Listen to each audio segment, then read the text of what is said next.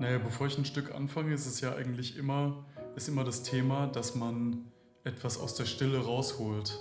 Man erweckt ein Stück zum Leben. Also wie trifft man so den perfekten Moment, um jetzt gerade so diese Stille zu unterbrechen?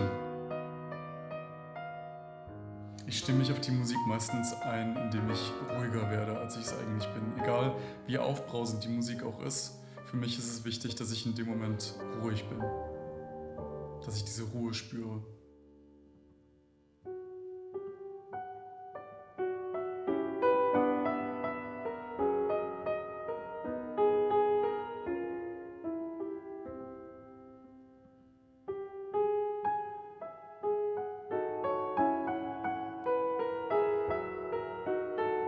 Für mich ist der Weinberg eigentlich eine Reise zu meinen Wurzeln. Also gerade in den ersten Takten hört man diese orientalische Melodik. Und der erste und der zweite Satz, die sind eigentlich sehr aufgeregt und ständig in Bewegung. Und ich glaube, dass man eben genau diesen Ruhepol braucht, um mal sich wieder zurückzubesinnen. Und in dieser Ruhe steckt ja auch Hoffnung drin. Und dass Hoffnung nicht immer nur von positiven Gefühlen begleitet wird, ist ja klar. Also es kommen Zweifel auf, es stecken Sehnsüchte drin, Kummer, Sorgen. All das kommt dann in diesem Lago-Teil wieder raus, den er auch ganz schleichend da eingebaut hat. Wirklich spannend.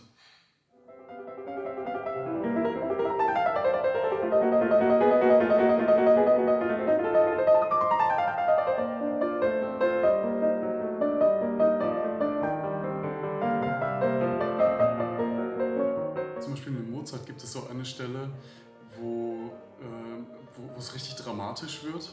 Und dann kommt irgendwie diese Kaskade und irgendwie hat man das Gefühl, es endet nirgends. Und dann auf einmal löst es sich auf in so eine wunderschöne Melodie, die aus diesem Mollteil wieder in diese Hoffnung reinführt.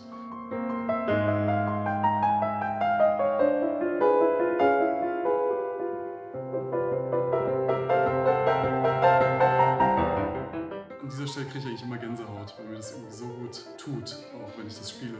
Und es fasziniert mich einfach, weil die Dramaturgie von diesen 3 Sätzen, wo es halt hinführt und wie es wieder endet, also dass es einfach wieder ins Nichts geht. Es kommt aus dem Nichts, aber es geht auch wieder ins Nichts. Das finde ich halt so toll. Es ist irgendwie so sehr, sehr feinsinnig.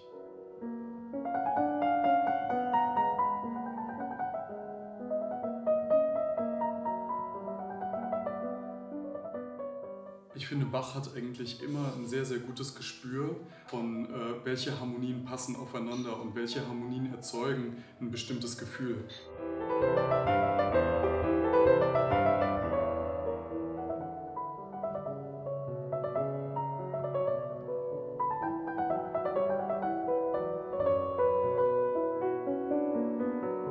Das ist für mich überhaupt nicht mathematisch, sondern da steckt so viel Herz drin und natürlich auch Technik, aber es steckt eigentlich am meisten seine Verbindung auch nach oben drin. Also damals hat mich diese Partita einfach so berührt und ich habe irgendwie gedacht, es gibt kein schöneres Stück als das.